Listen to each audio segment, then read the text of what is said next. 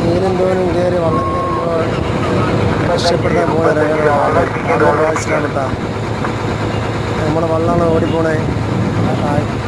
വീണ്ടും താഴ്ക്ക് പോകുന്ന നേരത്താണ് നമ്മളെ അവിടെ റോപ്പ് കെട്ടി രക്ഷപ്പെടുത്തുന്ന ഞങ്ങൾ കാണുന്നത്.